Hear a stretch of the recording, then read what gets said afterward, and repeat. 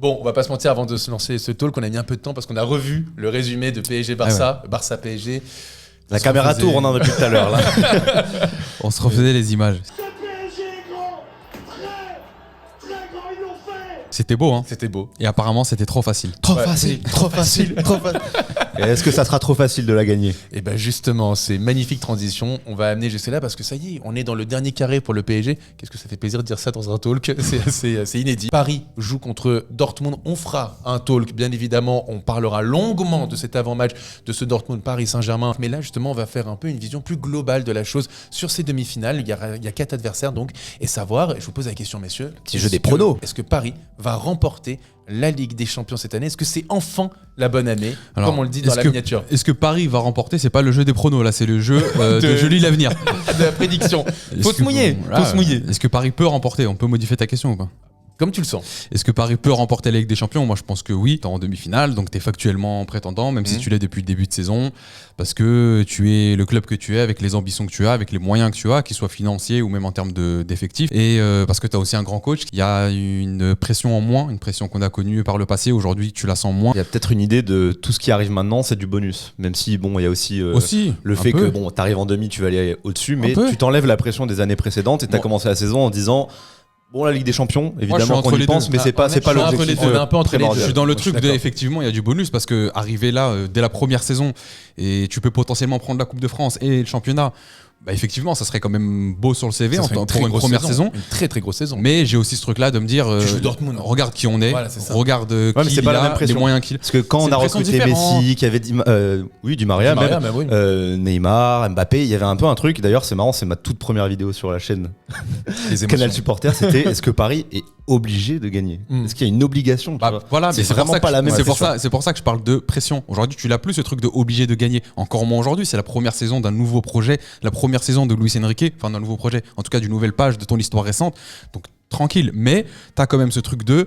Il y a un peu de réussite, t'as un tableau quand même qui semble favorable sur le papier en tout cas, t'as des moyens qui sont là parce que saison de transition, tu l'as fait je sais pas combien de millions quand même l'été dernier, donc il faut pas aussi oublier ça. Il y a un côté un peu où les planètes s'alignent, ce que tu n'as jamais eu au Paris Saint-Germain depuis 12 ans. Je m'explique, c'est-à-dire que bien sûr que le PSG mérite sa qualification, on l'a suffisamment dit que ce soit en live ou en talk après match. Mais il y a aussi un truc, c'est que Paris a enfin, non pas de la réussite, mais non pas de non-réussite. Il y a aussi de la réussite, et c'est nécessaire. Et il y a de ça. Tu vois, même à des par clubs exemple, comme le Real, et évidemment, grand respect à tout ce qu'ils font, mais il y a aussi un facteur réussite dans leur campagne. C'est ça. Par exemple, le rouge que prend Araujo. Bon, rouge indiscutable, je pense qu'on est tous d'accord là-dessus. Mais un autre arbitre aurait pu ne pas donner le carton rouge. Et sans cet arbitre-là, peut-être qu'en fait tu ne passes pas. Et il y a un monde où Barcola prend un jaune. Voilà, et le même arbitre, par exemple, qui a mis rouge à Araujo, peut-être que ça aurait pu être le même arbitre qui aurait pu siffler faute de Benzema sur Donnarumma.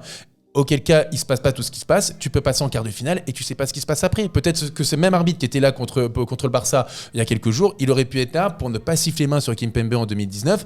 Tu passes contre Manchester United et c'est peut-être une autre histoire. Et c'est pareil pour la remontada. En fait, le truc, c'est que je trouve qu'on a beaucoup balayé le passé parce que il y a eu un facteur qu'on ne peut pas enlever en Ligue des Champions, c'est la réussite et le manque de réussite.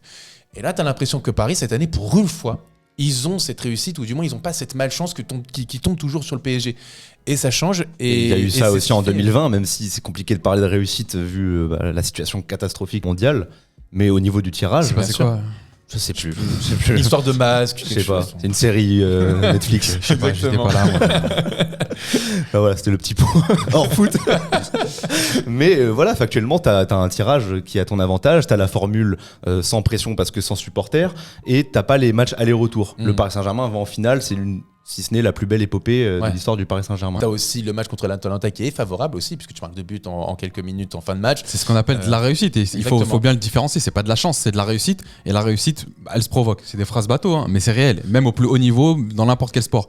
Et ça a été fait, parce que tu l'as dit, grand respect au Real. On n'est pas là pour minimiser ce qu'a fait le Real ces 10 dernières années, loin de là. Enfin, même tout au long de son histoire d'ailleurs. Mais quand tu as un hors-jeu qui est pas sifflé, quand t'as le gardien adverse qui fait une bourde, quand t'as une faute qui est pas sifflée. Sergio Ramos qui prend jamais de rouge. Et encore, je parle du Real, on peut parler d'autres. 2017, quand le Barça a fait le plus grand exploit peut-être de l'histoire de la Ligue des Champions, c'est contre nous malheureusement. La réussite, ça se provoque. T'es au Camp Nou, t'es le Barça, t'as le poids de l'histoire. Ouais. Donc l'arbitre, il va peut-être subir la pression d'un Messi, d'un Suarez. C'est ce genre de choses-là, c'est des trucs qui sont en dehors de ce qui peut se passer sur le terrain, c'est pas forcément des arguments et des explications sportives, mais elles ont toute leur importance. Et pourquoi elles ont leur importance? Parce que finalement, dans le football, malheureusement, c'est pas toujours la meilleure équipe qui gagne. S'il suffisait d'être la meilleure équipe, bah, peut-être que la remontada n'existerait pas. Dans le sens où bah, tu leur mets 4-0 à l'aller, sur le plan sportif, tu rattrapes pas un 4-0. Encore une fois, c'est une réussite qu'on ne minimise pas non plus. Pas du tout. Ça se pas. provoque, Ça fait comme tu l'as partie, dit, en fait, ça comme fait cette partie. année, ça s'est provoqué Exactement. avec ne serait-ce que Warren Zaïre-Emery qui marque son but contre Dortmund. Le Voilà, penalty de t'as Mbappé à la les 98e qualifications. minute contre Newcastle. Exactement, c'est des petits facteurs bout à bout. C'est aussi le fait que tu as une bonne gestion, tu as des choix forts d'un coach et tu as un groupe aussi qui est au complet, ce qui n'est pas forcément le cas des autres années. Là, tu Exactement. abordes un quart retour décisif contre le Barça avec ton Et équipe ça fait au partie- complet. ça fait partie de la réussite. Voilà. D'arriver avec une équipe Parce que c'est de au la gestion complet. derrière, c'est pour ça que je dis que C'est ça, tu vois, bien sûr, ça bien va sûr. dans la Bah, provocation. là, de- c'est le de ce travail destin. de Luis Enrique, de son staff, de gérer l'effectif et faire les bons choix au bon moment. De tout à l'heure aussi, je t'en ai parlé hors caméra, mais Luis Enrique, il y a 2 ou 3 conférences de presse, il disait que moi, je ne prends pas les matchs après les matchs. Quand je joue le match samedi, je pense aussi au match de mardi, je pense aussi au match de dimanche prochain. Donc lui va jouer 20 minutes, lui 40, lui 90. Et c'est comme ça qu'il faut aussi appréhender une saison et c'est comme ça qu'il faut appréhender des gros moments. Et aujourd'hui, que tu arrives avec ton effectif au complet, pour moi, c'est pas le fruit du hasard. C'est aussi un fruit. Et après une longue phase de test dont on a déjà parlé, Ouais. voilà, t'as un plan de jeu qui est établi par Luis Enrique. Tu sais où il va. Après, t'as sportif Et donc aussi. en résumé, voilà, cette saison, le Paris Saint-Germain a les cartes en main pour faire quelque chose de grand. Ouais. T'as corrigé plein de problèmes des autres saisons, c'est-à-dire le mental, la gestion sportive. T'as un effectif au complet qui marche bien, qui va. Voilà, on a rigolé avec Ouais. cette célébration, mais t'as une vraie communion, t'as un vrai esprit d'équipe et ça a complètement pris C'est ça. contre-pied Mais moi, les c'est- dernières années. Moi, c'est ça qui me passionne, c'est ce genre de choses-là que les grands clubs arrivent aisément, voire naturellement à provoquer. Et aujourd'hui, le PSG y arrive aussi. Et c'est pour ça que je trouve ça intéressant. Et selon moi, en tout cas, c'est mon avis là-dessus, ces choses-là, elles sont provoquées en grande partie, pas totalement, en grande partie par Luis Enrique. Je pense qu'aujourd'hui, le PSG arrive bien plus préparé dans ces gros moments, préparé mentalement et sportivement. Enfin, Il est dans les jambes. arrivé avec son staff qui le suit depuis des années. C'est ça, Il y a un clairement. psychologue, C'est- il y a il y a une gestion médicale Plein aussi de qui a détails, changé. plein d'éléments. On parlait de Skriniar, Et fin au de final, saison. Bon, on va pas compter sur lui, mais il revient bien plus tôt. Warren Zaïre-Emery, on disait fin d'année, on le reverra plus. Il revient pour Ouais, être ouais. décisif en plus et te qualifier en Ligue des Champions. On C'est touche ça. du bois, mais Ousmane Dembélé n'a pas été Exactement. blessé de la Lucas saison. Hernandez. C'est ça, donc mais moi, même c'est. Nuno Mendes qui revient après 10 mois d'absence. Et bah, Ouais, mais on a pris notre temps. Mukiele, on lui a laissé du je temps. le sens Il pas est timide. super impliqué avec Luis Enrique, c'est super. Ah ouais, c'est extraordinaire. Après, il faut faire des choix. Faut faire des Exactement. choix. Avant Mais de c'est poursuivre intéressant. justement sur Luis Enrique, parce que c'est là où je voulais après en venir. N'hésitez pas à vous abonner, les amis. On a passé les 86 000 abonnés ou quasiment. Mais vous savez, vous connaissez l'objectif. Les 100K. Il y a Évidemment. juste l'abonnement, le petit pouce. Juste l'abonnement, c'est un petit clic et ça change tout, les amis. Les 100K. Il faut qu'on C'est y arrive. gratuit, ça donne beaucoup de force et sachez qu'on est à un tournant de notre histoire comme le PSG l'est. Donc Les émotions. Exactement. on fait tout ça ensemble, tous en même temps. Et On puis fait pour vous, avec vous. C'est comme ça que vous participerez. Je sais aussi comment ça marche. Vous revoyez souvent nos têtes, nos miniatures dans votre feed, etc. Et donc vous vous dites, pas besoin d'abonnement. Oui, mais les gars, c'est la meilleure façon de soutenir la chaîne. Et Exactement. donner de la force. Merci vraiment par avance, en tout cas pour votre force, les amis. Luis Enrique, je voulais en parler justement parce que c'est aussi un homme qui, je pense, arrive à transmettre, je pense, des messages et à faire croire à l'impossible. Je m'explique. Il est arrivé en conférence de presse, je me souviens, on se disait, Luis Enrique, mais lui, il arrive et il dit, moi, je suis ambitieux. On parlait de la Ligue des Champions, c'est une année de transition. Il fait, ah ben non, moi, on est en Ligue des Champions, je suis ambitieux. Donc, lui, il se projetait quand même sur la Ligue des Champions. Je me souviens quand il était au Barça aussi, quand il y avait la remontada, on lui posait la question, mais est-ce que c'est possible? Il fait, mais bien sûr que c'est possible, on va le faire. Et ils disent, ah oui, mais s'il y a un but, eh bien non, on en marquera 6. Bon, l'histoire lui a donné raison. Et là, pareil, avant le match contre le Barça, bah, peut-être que dans une autre année, avec d'autres entraîneurs, il n'y aurait peut-être pas eu ce tel état d'esprit, cette confiance. Et on l'a vu en conférence de presse. Et je me rappelle, Théodore, avant le match, tu étais là et tu te disais, bah, en fait, tu avais moins confiance. Tu as vu la conférence de presse Luis Enrique et tu t'es dit, bon, bah, je marche avec lui. Alors imagine au quotidien pour les joueurs. Et en fait, c'est peut-être. Et quand on lui pose la question, il fait, mais on va le faire. J'ai aucun doute là-dessus, on va le faire, on va retourner à la situation, etc. Et c'est peut-être aussi ce truc que derrière les joueurs, ils ont cette confiance extrême. Et on en rigolait, et on le redit, c'est la célébration. Trop facile. Ils sont tellement dans une matrice de... peut-être parce que l'entraîneur, il dégage ça, et au fait, ils sont dans une matrice de... C'est pour ça qu'on se bute depuis le début de la saison à dire, les gars, on ne comprend pas tout ce qu'il fait. C'est parfois frustrant. Mais le fait est qu'il l'a prouvé, il a son plan depuis le début, même sur la gestion des milieux de terrain. C'est peut-être le plus grand coach qu'on ait eu depuis Carlo Ancelotti, selon moi en tout cas. On a eu de bons entraîneurs, on a eu de bons tacticiens. Il y a eu Thomas Tuchel aussi. Oui, mais grande différence avec Thomas Tuchel, c'est peut-être la première année où vraiment on donne les clés à l'entraîneur. Aussi. Mais si tu lui donnes les clés, c'est peut-être parce que aussi il s'appelle Luis Enrique. Mais t'avais peut-être pas envie de les donner à Oui, mais Thomas tu vois, Tuchel. finalement, même C'est avec pas forcément Ancelotti, il y avait légitime, un hein. truc un peu conflictuel sur la fin.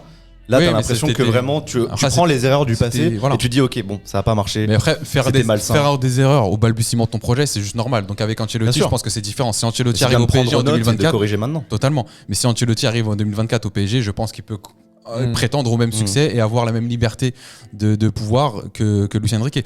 Mais pour moi, c'est le plus grand coach dans le sens où on a eu des bons tacticiens. Donc j'enlèverai rien du tout, moi, au travail d'un Unai Emery, d'un Thomas Tuchel. C'est tout. Laurent Blanc aussi, oui, voilà. Mais Christophe Galtier Mauricio mais voilà. Pochettino Après, tout ce que Il a dit voilà. non, mais ce que je loue moi chez Luis Enrique, c'est que c'est la même chose. Je ne lui enlève rien de son travail. C'est un grand tacticien, mais il y a aussi un manager derrière tout ça. Et c'est là où il arrive à, pour moi, à s'imposer comme les autres n'ont pas réussi. Ouais. En plus de ça, il a effectivement la confiance de sa direction. Il a les clés du camion. Donc, il arrive effectivement, selon moi en tout cas, à se positionner comme le facteur X de ce renouveau entre guillemets du PSG. Après, tu l'as très bien dit, mais j'ai envie de me répéter là-dessus.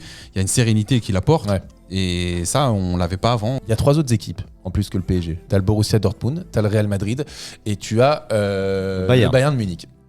Tu as quand même des surprises parce que le Bayern a vu la saison, on ne s'attendait pas à ce qu'il soit dans le dernier carré. Non plus que ça à jouer. Exactement. On ne s'attendait pas non plus au Real Madrid, bien que ce soit le Real Madrid, mais face à Manchester City et surtout les difficultés qu'ils avaient face à Leipzig, on les attendait pas non plus en demi-finale.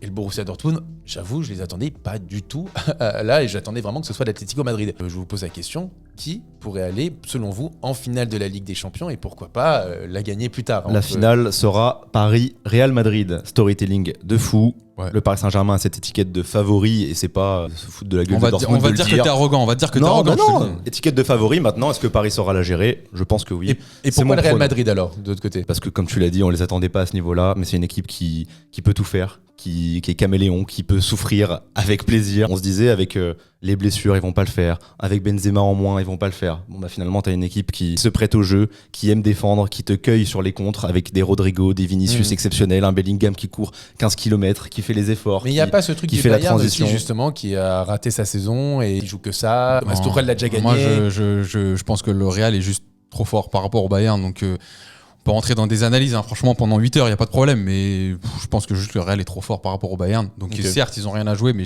ils vont arriver quand même à un moment donné, la langue pendue sur les rotules. C'est bon, ça suffit. Ils veulent justement que la saison se finisse plus vite. Ça ne veut pas dire qu'ils cracheraient sur une finale de Ligue des Champions. Évidemment que s'ils peuvent battre le Real et qu'ils voient qu'il y a moyen, bah, ils vont y aller à fond. Mais je pense que ça va être trop compliqué de battre le Real. Là. Le Real a cette sérénité. Et s'ils doivent t'emmener au tir au but pour Après, gagner, ils le font, ils l'ont prouvé. Le fameux argument, hein, ADN Europe. Et, voilà, je suis obligé de le sortir, le mettre sur la table. Non mais oui, Ils ont évidemment l'ADN de, c'est dans le thème. cette Ligue des Champions. Ils ont cette aura. Voilà. Et les équipes qui affrontent le Real le savent. Voilà. 12 demi-finales sur les 14 dernières années, c'est quand même assez incroyable. Au retour à Madrid, je pense que tu as ta réponse. Je ne vois pas le Bayern aller se qualifier là-bas. Non, moi, pareil. Pour moi, c'est une finale logique. Je rejoins Théo aussi sur le PSG. Il y a une étiquette des favoris qu'il faudra assumer et qui, selon moi, en tout cas, sera assumée. Et t'arrives en demi-finale, c'est pas pour perdre contre le Borussia Dortmund avec tout le respect qu'on leur doit, évidemment, parce qu'ils sont pas là par hasard. Maintenant, messieurs, il faut se mouiller. C'est maintenant. Selon vous, est-ce que Paris va gagner la Ligue des Champions ou pour vous, qui va gagner la Ligue des Champions cette saison? Et dans les commentaires, dites-le nous aussi. Mais c'est le jeu des pronos, c'est comme ça. On est au 19 avril. Maintenant, Les gars, les mecs, il faut se mouiller. C'est bien de nous prendre parfois par le col pour dire « Ah, vous vous rappelez, vous avez dit ça ?» Allez, mouillez-vous aussi. Mouillez-vous. Vous pouvez pas faire... On va screen vos commentaires. On va screen vos commentaires et vous allez voir. Maintenant, qui va gagner la Ligue des Champions entre le PSG, Dortmund, Bayern et le Real Madrid selon vous? Dites-le dans les commentaires. Et vous, messieurs? On va vous dire autre chose. Alors, depuis le jour 1, il dit ça, alors Voilà. que Donc, là, pour le coup, il maintenant- se mouillait. Maintenant, tu peux pas changer d'avis. Maintenant qu'on y est, je continue à être cohérent avec tout ce que je dis depuis le début de saison. Je pense que le Paris Saint-Germain remportera la Ligue des Champions le 1er juin 2024 à Wembley. Il y a plein d'éléments qui s'emboîtent et qui font que j'y crois fort. Tu joues ton histoire. Hein. Tu joues une histoire parce qu'il y a une histoire dans ce match Tu joues aussi. le climax du docu de Mbappé. Ouais, T'imagines c'est de cette histoire dont je parle. Storytelling. Donc non, je sais pas. Je le vois gros comme une maison pour moi. PSG, Real Madrid et victoire du PSG. Le PSG, en tout cas, peut regarder n'importe quelle équipe droit dans les yeux en finale. Tout est possible sur 90 minutes. Il y a cette effervescence, il y a cette aura aussi qui y a autour du Paris Saint-Germain. Comme tu le dis, j'aime bien cette idée de à chaque fois on se dit bon, on a l'équipe qui est taillée pour. Et là, c'est la seule année où on se dit bon, on n'a pas trop d'attentes. Déjà, car avec la manière, c'est très bien. Il n'y a pas la pression habituelle. Ça serait tu vas quand le faire. même très PSG de l'année où on t'attend le moins. tu la gagnes. Où- Parce que où toutes il y a les tout. années, on t'a beaucoup attendu, tu la gagnais pas et tu te faisais même ridiculiser. Et là, cette année, on t'attend pas. Et... Où il y a toutes ces questions autour de est-ce que Mbappé va même jouer là, cette saison. C'est fou, mais on se posait la question. Il n'est pas allé en tournée de pré-saison au Japon. C'est un storytelling à la Paris Saint-Germain. Oui, Maintenant, si tu me dis que ma vie en dépend et que je dois te dire qui va gagner la Ligue des Champions. En fait, à partir du moment où le Real Madrid est encore en course, en demi-finale, et que je les vois aller en finale, et qui dit Real en finale dit très très très souvent victoire, c'est quasiment toujours le cas de toute façon. Ils ont perdu que 3 fois, et la dernière fois c'est en 81, et dans la nouvelle version de la Ligue des Champions qui existe depuis les années 90, ils n'ont jamais perdu une finale de Ligue des Champions. Voilà. Donc à partir de ce moment-là, tu me dis que c'est vital de te donner une équipe. Ah bah, par instinct de survie, je te dis le Real. Mais c'est pas pour autant que le Paris Saint-Germain ne peut pas la gagner. Voilà. Écoutez, moi je pense que je mets le Real. Je pense qu'il manque quand même ce petit truc encore au PSG. Je pense qu'il manque un peu de talent presque. Je vise surtout un peu la défense, le milieu de terrain. Ah non, et comme je l'ai dit après le Barça, je souhaite de tout cœur me tromper. Oui. Il y a quelqu'un qui l'a retenu dans les commentaires. Insultez-moi dans les commentaires si j'ai faux. Avec plaisir, je vous prends vos insultes à ce moment-là si Paris va au bout. Mais je pense qu'il manque quand même un peu de talent au Paris Saint-Germain. Il manque un peu de talent au milieu de terrain. Il manque un peu de talent en défense. Même Donnarumma me rassure pas tant que ça. Alors oui, il y a ces facteurs-là. Voilà. Parce que là, on a eu l'équipe au complet pour le retour. C'est quasiment inespéré avec Exactement. le Paris Saint-Germain. Il faudra avoir une équipe gérer ça parfaitement. Exactement. Parce qu'il y a aussi une Coupe de France à gagner, le championnat. Le championnat quand même à terminer. Donc au niveau des blessures, le facteur Donnarumma. On parlait de sérénité pour le Real Madrid, ils ont un Lounine qui était là à la base pour être même le remplaçant de Kepa quand ils vont chercher Kepa pour remplacer Courtois. Et finalement, Lounine t'inspire une confiance parfaite, il qualifie même son équipe au tir au but. C'est pour l'instant la zone d'interrogation que j'ai pour le Paris Ne Saint-Germain. vous inquiétez pas, je vous parle pas de sport là. Ce qui va se passer, c'est pas du sport. Alors moi je parle de sport justement. Et moi en termes de sport, je pense que il y aura de l'anomalie, ça va tomber du ciel, il va se passer des choses incroyables. Donc les anomalies, ça peut aussi tomber sur Donnarumma malheureusement. Donc, si on fait un peu les points, moi je dis Real Madrid, toi tu dis Real Madrid, mais non, Real Madrid. Mais tu as choisi ton camp. Moi je te dis que le Paris Saint-Germain gagne la Ligue des Champions contre le Real Madrid le 1er juin 2024 à Wembley. Rien que de pouvoir se projeter sur ce que tu dis et que ça me paraisse crédible. Ouais. Même si grand respect à tes pronos de début de saison, là je te dis bon, je pourrais miser sur ce Paris Saint-Germain. Voilà, pas ma vie, mais je pourrais miser. J'espère aussi. Dites-le dans les commentaires. Il faudra d'ailleurs cocher la date de la Super Coupe d'Europe, parce que faudra pas que je sois en vacances. Je crois que je l'ai vu en plus. Je me suis renseigné quand même. À Paris-Marseille. Non, ce sera Bayern Leverkusen. J'ai le prono aussi, vous inquiétez pas. Je crois que c'est le 16 août, quelque chose comme ça, si tu veux savoir. 16 août, ok. Ouais, c'est mi-août. Putain, faudra décaler peut-être la deuxième journée. Trop lourd, ah là là. C'est chiant de gagner. Il nous met l'œil. Mais bon, en tout cas, c'est sympa de pouvoir se projeter comme ça. Et ben voilà, je pense qu'on a été assez complet. Je pense que le prochain talk, mais là, on s'est quand même beaucoup mouillé, donc j'ai envie d'insister avec les gens qui nous regardent. Vraiment mouillez-vous aussi. Autant d'habitude, moi commentaires, très bien, je lis vos commentaires et on lit les commentaires. Mais là vraiment, vu qu'on est en train de se mouiller, on joue le jeu des pronos et que c'est pas n'importe quel prono, c'est les pronos Ligue des Champions. On lit, on retient, on screen, participez les gars, vraiment jouez le jeu. Ça va être un régal. Exactement. Le prochain talk sera normalement l'avant-match de Dortmund-Paris Saint-Germain. On croise les doigts pour ce match. Mais on vous remercie tout simplement. N'hésitez pas comme toujours à vous abonner et à donner de la force comme vous le faites. Et puis on se retrouve très vite. Ciao. Qui veut d'une finale Dortmund-Bayern?